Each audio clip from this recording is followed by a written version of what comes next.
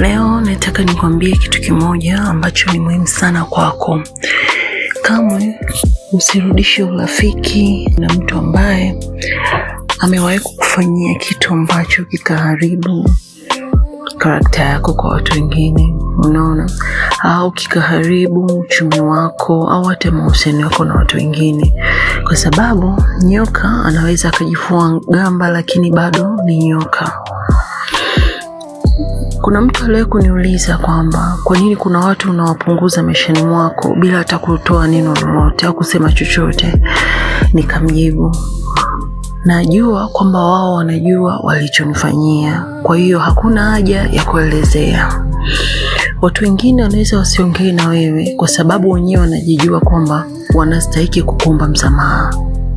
Ngoja nikwambie tena, watu wengine wanajijua kabisa kwamba hawaongei na wewe kwa sababu wanajijua wao wanahitaji kukuomba wewe msamaha. Watu wanapojua kabisa wamekukosea, mara nyingi watu hao huwa wanakukwepa. Kovu moja ndani ya moyo wangu kutoka kwa adui.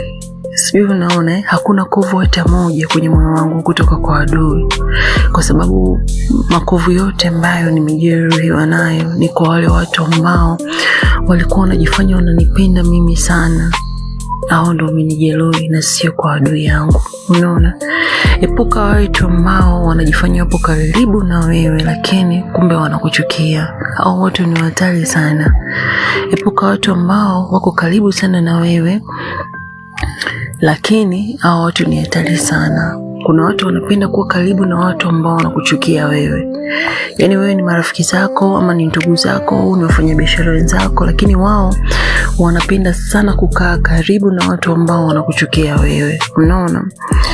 Kwa hiyo unatakiwa uwe makini sana katika maisha, kujua kila mtu na intention yake kwako. Unaweza kuona ni vitu vidogo lakini vina maana kubwa sana, kwa maana kuna mtu aongei na wewe, yeye anajua amekukosea na hataki kuomba msamaha wala hataki chochote, anakukwepa kwa sababu anaona ile aibu yake.